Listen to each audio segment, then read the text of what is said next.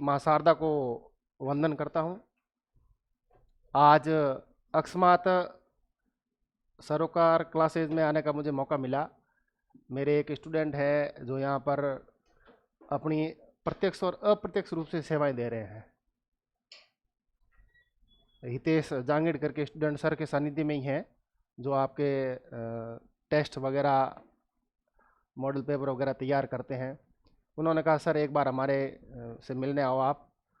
मैं उनसे मिलने आया यार। सर ने कहा कि एक छोटा सा बैच हमारा चल रहा है जिनके टेस्ट चल रहा अभी, तो क्या उनसे भी आप रूबरू हो जाओ। शायद ये लैब असिस्टेंट का, लैब असिस्टेंट साइंस। अच्छा, आप सभी साइंस के स्टूडेंट हो सारे के सारे? अच्छा, ज्योग्राफी के भी लैब असिस्टेंट स्कूल में लगते हैं वो, कॉलेज वाले? अच्छा। मैं भी मेरा मूल रूप से बैकग्राउंड साइंस का ही रहा है। कितने जने साइंस के स्टूडेंट हैं? हाथ खड़े करके बताओ। बहुत बढ़िया। आपके जो मस्तिष्क की जो मांसपेशियां हैं, जो भी तंत्र है, वो सारे एकदम सारे बिल्कुल ढंग से एक्टिव है। क्योंकि जो 11th-12th में साइंस रखता है या कॉलेज में रखता है तो वो आर्ट्स को जल्दी ही कवर कर लेता है। मैं भी मूल रूप से साइंस का स्टूडेंट रहा हूँ। मैं छोटी सी मेरी एक जर्नी बताऊंगा। अपने आसपास में अधिकतर माहौल नकारात्मकता रहता है। नेगेटिविटी ये रहती है कि नौकरियां कम है, सिलेक्शन कैसे होगा। मेरी सीधी सच थ्योरी है, सिलेक्शन चाहे एक ही पद हो लेकिन सिलेक्शन आराम से हो जाता है। कोचिंगों में रहती है अधिकांश भीड़, पढ़ने वाले होते हैं बहुत कम। मैं 2004 में मैंने बीएससी की जालोर कॉलेज से। बीएससी करने के बाद 2005 में महर्षि दयानंद सरस्वती विश्वविद्यालय अजमेर यूनिवर्सिटी कैंपस में मैंने लैब टेक्नीशियन का डिप्लोमा किया था। उस समय अपनी बाड़मेर कॉलेज भी महर्षि दयानंद कॉलेज से जुड़ी हुई थी। लगभग 260 कॉलेजें जुड़ी हुई थी। जयनारायण व्यास विश्वविद्यालय जोधपुर उनको केवल जोधपुर में ही सीमित थी, उसकी अन्य ब्रांचेज नहीं थी। जैसे अभी अपने बाड़मेर कॉलेज जोधपुर से जुड़ा हुआ है, उससे पहले भी अजमेर से जुड़ा हुआ था। तो 2005 में मैंने लैब टेक्नीशियन का डिप्लोमा किया और 2006 में जयपुर चले गए।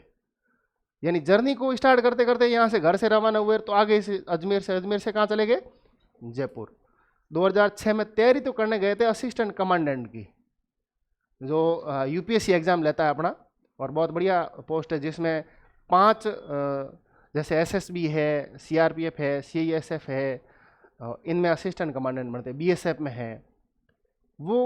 उसकी योग्यता हमें हासिल हो गई थी लेकिन हमारी एज नहीं थी, 21 साल एज। तो सोचा है साल 2 साल तैयारी करें तो उसके जैसे ही अपनी योग्यता एज हो जाएगी उसके बाद में अपन वो एग्ज़ाम देंगे। तब तक राजस्थान पुलिस में वैकेंसी आ रखी थी और राजस्थान पुलिस की वैकेंसी में 18 साल एज ही मांगते। हमने यूं ही एग्ज़ाम दिया। उस समय भर्तियों का बड़ा टोटा था। मैं कहूँ कि भर्तियाँ 2003 में राजस्थान पुलिस की भर्ती निकली, 2006 में भर्ती आई थी बाद में। आजकल अपन वर्तमान में देख रहे हैं कि ग्राम सेवक की भर्ती, पटवारी की भर्ती, हाईकोर्ट 4th क्लास की भर्ती, 4th क्लास राजस्थान में भर्ती, फर्स्ट ग्रेड की, सेकंड ग्रेड की, खूब सारी भर्तियां हैं। चूज करना अपने दिमाग में तय करना नहीं होता है कि अपन कौन सी भर्ती का एग्जाम दें। आज 10 वैकेंसी आ रखी है मेरे हिसाब से। लैब टेक्नीशियन की भर्ती आ रखी है आपके स्कूल के अंदर, लेकिन हमारे टाइम के अंदर भर्तियां बहुत कम थी। तो सिलेक्शन हो गया। सिलेक्शन होने के बाद मैंने राजस्थान पुलिस ज्वाइन कर ली। 2006 से 2013 तक का सफ़र रहा राजस्थान पुलिस का। हालांकि उसमें भी बहुत बढ़िया काम किया। राजस्थान पुलिस की जो भी इन्वेस्टिगेशन वगैरह होता है वो उस समय हाथों से लिखा जाता था, अब तो ऑनलाइन हो गया सारा का सारा। तो राजस्थान पुलिस में मैंने जालौर में रहते हुए भीनमाल और बागुड़ा थाने में सेवाएं दी। फिर साथ में लगा कि अपनी योग्यता बहुत बढ़िया है, अपन बीएससी लेवल के हैं और यहाँ पर तो केवल योग्यता मांगते हैं 10th पास। फिर लगा कि अपन को तैयारी करनी चाहिए। फिर 2012 के आसपास मैंने सेकंड ग्रेड का एग्ज़ाम दिया था। हालांकि उस समय साइंस से थोड़ा नाता छूट गया था। सेकंड ग्रेड साइंस से दी थी तो साइंस में हो नहीं पाया। फिर थर्ड ग्रेड का एग्ज़ाम दिया 2012 का ही। उसमें भी L2 में साइंस और मैथ मांगते। तो मैथ लगभग मैंने 99 के अंदर 10th पढ़ी थी, तो मैथ 2012-13 में अपन वापस मैथ पढ़ रहे हैं तो शायद मैथ में भी ज़्यादा मैं अच्छा नहीं कर पाया। फिर 2013 में अशोक गहलोत जो मुख्यमंत्री थे अपने, उन्होंने एक निःशुल्क जांच योजना शुरू की थी। तो मेरी डिप्लोमा किया हुआ था। निःशुल्क जांच योजना के अंतर्गत मैं पुलिस छोड़कर लैब टेक्नीशियन बन गया। पहली पोस्टिंग गडरा रोड मिली, गडरा रोड से वापस बाईतू चले गए। फिर भाई मैं 2 साल 5 साल तक नौकरी लैब टेक्नीशियन की। फिर लगा कि अपनी योग्यता और भी बढ़िया है, अपन को एक बार अच्छी तैयारी करनी चाहिए। फर्स्ट ग्रेड की वैकेंसी आ रखी थी, साथ साथ में आरएस की वैकेंसी भी आ रखी थी। मैंने आरएस का दिया, आरएस प्रीलिम्स क्लियर हो गया था और साथ में फर्स्ट ग्रेड की वैकेंसी थी। मैंने तय किया कि आरएस को एक साइड में कर लेते हैं, फर्स्ट ग्रेड को पहले प्रायोरिटी देते हैं। तो मुझे मेरे एक साथी थे राजेंद्र सिंह करके, जो मेरे साथ ही कांस्टेबल थे राजसमंद से, और बाद में वो सब इंस्पेक्टर बन गए। वो उस समय सिव थाने में पोस्टेड थे, उनका प्रोबेशन चल रहा था। बाद में वो एसडीएम बन गए, अभी वो एडीएम है। राजेंद्र सिंह सिसोदिया, अगर आपने नाम सुना हो तो, जोधपुर के पास के जलेली फौजदार के रहने वाले हैं। उन्होंने मुझे कहा कि सर, मैंने पूछा कि सर मुझे फर्स्ट ग्रेड के इतिहास की तैयारी करनी है, आप मुझे एक बार गाइडेंस करें। उन्होंने कहा आप जयपुर स्प्रिंग बोर्ड चले जाए। उसमें स्प्रिंग बोर्ड आरएस के साथ साथ में फर्स्ट ग्रेड की भी बैच लेता था।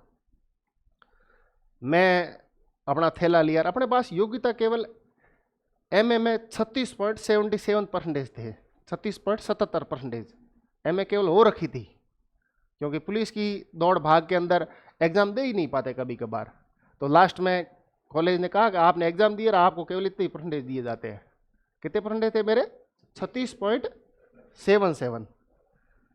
अब उस समय एक किताब चलती थी पहले, 2004 में शायद, मैं नाम भूल रहा हूँ, इतिहास की एक किताब चलती थी ना, किरण कंपटीशन गाइड। मेरे पास एक किरण कंपटीशन गाइड थी, उसके अलावा कोई किताब नहीं थी। मैं जयपुर चला गया। जयपुर में अपने सभी अपनी स्प्रिंग बोर्ड में एक सर है राजवीर सिंह जी। राजवीर सिंह जी के सानिध्य में मैं गया और मैंने तो उनको कहा कि आप मुझे बताओ कि मुझे क्या क्या पढ़ना। उन्होंने कहा जो भी मैं पढ़ाऊँ वो समर्पित होकर याद कर लेना। जैसे अपन क्लासेज में आते हैं, खे सिंह जी आपको पढ़ा रहे हैं या और भी सर कोई पढ़ा रहे हैं, फिर अपन क्या करते हैं, इनके नोट्स के अलावा खूब सारी किताबों में हाथ पाँव मारते हैं। होता क्या है, ना नोट्स याद होते हैं और ना किताबें याद होती है। अंत में पढ़ने में क्या रहता है? जीरो रहता है। तो आप समर्पित होकर जो भी आपके टीचर पढ़ा रहे हैं, सरोकार क्लासेस बाद में पी लेंगे सर, सरोकार क्लासेस के अंदर खूब सारी अच्छी फैकल्टीज़ भी है। मैंने भी इनके ऑनलाइन कभी कभार देखे हैं। खे सिंह जी से मेरा पहली बार मिलना हुआ। तो अपन पहली बात तो यह है कि जो अपन को सर पढ़ा रहे हैं उनको समर्पित होकर उनको ही पढ़ें, बार बार पढ़ें। वही चीज़ वो पढ़ेंगे तो वो बढ़िया ढंग से याद रह पाएगी।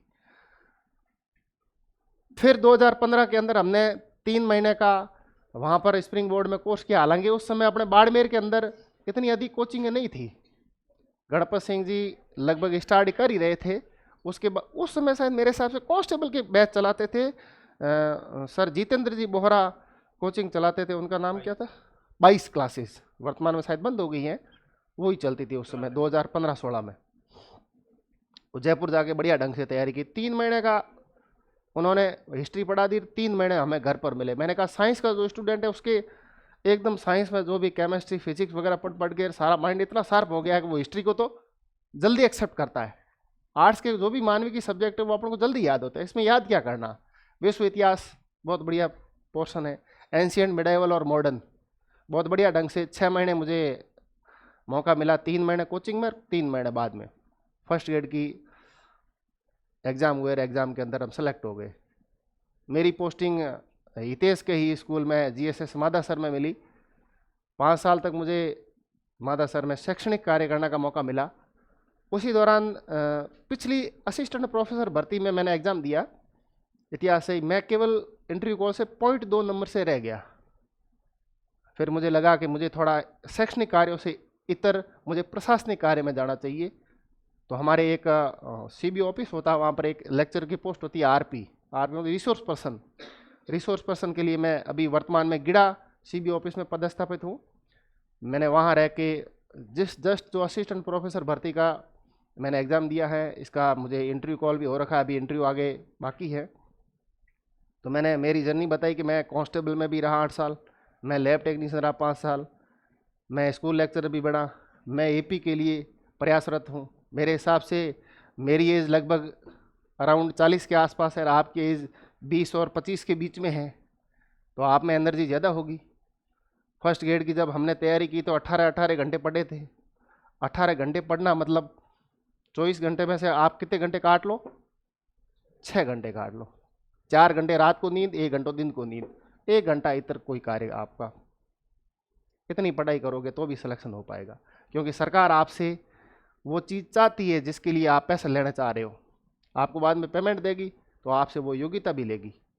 और योग्यता कैसे हासिल होगी? आजकल मैं माहौल देखता हूँ, लाइब्रेरी में चले जाते हैं, खूब सारे लड़के लाइब्रेरी में जाते हैं, वाईफाई स्टार्ट कर देते हैं, आईपीएल मैच देखते हैं, वेब सीरीज देखते हैं, इंस्टाग्राम डाउनलोड है, इंस्टाग्राम पे रील ही देख रहे हैं, 2-2 घंटे रील ही देखते हैं लगातार। वो मेरे हिसाब से अपने माता पिता के साथ क्या कर रहे हैं, धोखा कर रहे हैं। जब भी आप तैयारी कर रहे हो तब तक आपके जो सोशल मीडिया प्लेटफॉर्म है, मेरे हिसाब से फेसबुक, इंस्टाग्राम और व्हाट्सअप भी मेरे हिसाब से कोई काम का नहीं है आपके लिए। हम जैसे सरकारी सेवा में तो हमारे क्या के सारे विभाग के जो डिपार्टमेंटली आदेश आते हैं वो व्हाट्सअप में आते हैं। अगर आपके आपके एग्जाम नज़दीक है, 5-6 महीने एग्जाम है नज़दीक, अगर आपके अंदर व्हाट्सअप भी डाउनलोड है, इसका मतलब आपका सिलेक्शन नहीं होगा। मेरे हिसाब से आपके व्हाट्सअप पर कोई क्वेश्चन नहीं आते होंगे। टेलीग्राम हो सकता है उस चैनल में आपके कोई क्वेश्चन वगैरह आते होंगे, या टेलीग्राम में भी वो चीज़ें रखो जो आपसे रिलेटेड हो केवल। जैसे सरोकार क्लासेस का टेलीग्राम है तो उसको आप रखो केवल, बाकी सारे प्लेटफॉर्म से हट जाओ। और जब तक ये प्लेटफॉर्म रखोगे, व्हाट्सअप में स्टेटस क्या लगा है इस देखने के लिए अपना मन ललायित होगा। आप अपने लाइब्रेरी में बैठे पढ़ रहे, फ़ोन रखा हुआ सामने, अपन आधा घंटा पढ़े, कंसंट्रेट हो गया, आधा घंटा बाद अपना फ़ोन देखा कि क्या स्टेटस लगा इसका। हालांकि अपना स्टेटस कुछ नहीं है अभी तक, आपका स्टेटस जीरो है, कुछ नहीं है। या कुछ है क्या? आप कुछ नहीं हो अभी तक, क्या हो? 10वीं 12वीं की होगी या कॉलेज कर रहे हो, इससे ज़्यादा? हालांकि हम भी कह रहे हैं हम भी कुछ नहीं है, प्रयासरत है। एपी के लिए एपी नहीं बन पाए लेकिन प्रयासरत है। मेरे कहने का मतलब है आप जब तक कोई भी पोस्ट के लिए समर्पित होकर तैयारी नहीं करोगे तब तक कुछ भी हासिल नहीं होगा। अपन आज वर्तमान में देख रहे हैं बाड़मेर के अंदर, संस्कृत विभाग के अंदर और खूब सारे अन्य डिपार्टमेंट में अपने लड़के पोस्ट क्रैक कर रहे हैं। क्यों क्रैक कर रहे हैं? क्योंकि वो समर्पित है। वो ना सुबह देखते हैं ना शाम देखते हैं क्या टाइम हुआ क्या नहीं हुआ, कितने घंटे पढ़े हैं। घंटे मायने नहीं रखते जब तक आपको कितना याद रहा है, आपने टेस्ट में क्या स्कोर किया है। जब तक संपूर्ण रूप से आपको याद नहीं होगा, आप जब तक अपनी गलतियां कर रहे हो, आप कई बार अपन को जैसे टेस्ट देते हैं, ये क्वेश्चन तो मुझे आ रहा था और मेरा गलत हो गया। अपन कई बार देखते हैं क्वेश्चन आ रहा था, जब तक वो समस्या खत्म नहीं होगी तब तक चयन और नहीं होगा। और कह देता हूं, अपन कभी कई एग्जाम के अंदर देने जाते हैं, अपन 10 क्वेश्चन ऐसे होते हैं जो अपन पढ़ते ही नहीं है बिल्कुल ढंग से, और वो अपने गलत हो जाते हैं। बिल्कुल सिंपल क्वेश्चन है, अपन ने ढंग से पढ़ा ही नहीं, और ढंग से नहीं पढ़ा तो अपन क्या हो गए, वो अपन दौड़ दौड़ से बाहर कर देते हैं। बिल्कुल सिंपल प्रश्न अगर आपका गलत होता है, वो अपन को उस भर्ती की दौड़ से क्या कर देता है, बाहर कर देता है। मैंने ये बात कही कि अपने कई आसपास में कहते हैं कैसे सिलेक्शन होगा। एक तो अपने दोस्त बहुत बढ़िया रखो और कम लिमिट मात्रा में रखो। अपना क्या सर्कल इतना ज़्यादा बढ़ जाता है कि रूम के अंदर 8-10 जने आ रहे हैं, अपना टाइम वेस्ट कर रहे हैं। दूसरा, अपने जब तक तैयारी कर रहे हैं तब तक अपने सामाजिक कार्यों के अंदर नहीं जाए। कोई भी किसी की शादी हो, जाओ ही मत, चाहे पड़ोस में भी क्यों ना हो, क्योंकि अपना टाइम बर्बाद होता है। 24 घंटे अपने बर्बाद हो जाए तो भी बहुत बड़ी बात है। तो आप बहुत बढ़िया लगन से तैयारी करें। खेत सिंह जी और इनकी पूरी टीम बहुत बढ़िया संस्थान को चला रहे हैं, आपको अच्छे ढंग से गाइडेंस भी कर रहे हैं। दूसरी बात मैं और भी बताऊं, जैसे हमारे परिवार के अंदर बहुत बढ़िया माहौल है। जैसे अभी मेरे भैया थे जो एयरफोर्स में थे, उनकी 20 साल की सर्विस हो गई थी। 20 साल की सर्विस के साथ साथ में उन्होंने संस्कृत डिपार्टमेंट की स्कूल लेक्चर की पिछली भर्ती क्रैक की। 35 पोस्ट थी उसमें, उनका 11वां नंबर था। वो बिना एयरफोर्स का कोटा लिए हुए आर्मी का, और फिर सामान्य शिक्षा में भी उनकी लगभग 200वीं की रैंक थी, तो उन्होंने सामान्य शिक्षा में रैंक में ज्वाइन कर लिया। फिर उन्होंने एपी का इंटरव्यू दिया, एपी का एग्ज़ाम दिया और हिंदी में लगे। वर्तमान में वो जालोर कॉलेज में कार्यरत है, जेठाराम जी गोदारा। परिवार में भी माहौल भी बढ़िया होना भी चाहिए। हालांकि परिवार में अगर कोई पढ़ा लिखा नहीं हो तो मेरी बताई बात है, पहली बात तो आप अपने सोशल मीडिया प्लेटफॉर्म, हालांकि खूब सारे टीचर कहते हैं लेकिन हम बढ़िया करते नहीं हैं। फेसबुक इंस्टाग्राम कोई काम के नहीं है। मैं तो कहूँ आप कोई नौकरी में जॉब में लग जाओ बढ़िया ढंग से, और फिर लाओ ना आपके बढ़िया फ़ोन, एप्पल का फ़ोन लाओ, देश दुनिया देखो। भारत बहुत खूबसूरत है, भारत को देखो। सबसे पहले तो भारत के नॉर्थ ईस्ट में जाओ, खूब सारे पैलेस देखने के लिए। ये कब संभव हो पाएगा? जब आप अपने संपूर्ण पैरों पर खड़े होकर कोई अच्छी ढंग की जॉब लग पाओगे, और जॉब लगना कोई मुश्किल बात नहीं है। हम 40 साल की एज में प्रयासरत है, आज भी लगता है कि पढ़ना है तो पढ़ लेते हैं। जैसे मैंने एपी का भी एग्ज़ाम दिया तो खूब सारी पढ़ाई की मैंने भी इस टाइम। तो आपके अंदर तो पोटेंशियल होना चाहिए सारा का सारा, खूब सारी एनर्जी है आपके अंदर, और उस एनर्जी का यूज़ कीजिए, सही दिशा में यूज़ कीजिए। खूब सारी किताबें पढ़िए, खूब सारे यूट्यूब पर सकारात्मक वीडियो है, खूब सारे शिक्षकों के, उनको सुनिए। कभी आपको लगता है कि अब थक गए हैं तो सुबह घूमने निकल जाइए, शाम को 1 घंटा घूमने निकल जाइए, और डेडिकेटेड होकर आप पढ़िए। सफलता आपकी चरण चूमेगी। एक भर्ती में सिलेक्शन नहीं होता है तो दूसरी भर्ती करिए, दूसरी में नहीं होता तीसरी करिए, लेकिन आखिर में आपका सिलेक्शन होगा ही होगा। खे सिंह जी ने मुझे आपका सरोकारा क्लासेज का प्लेटफॉर्म दिया, इसके लिए मैं खे सिंह जी का शुक्रगुजार हूँ। धन्यवाद सर।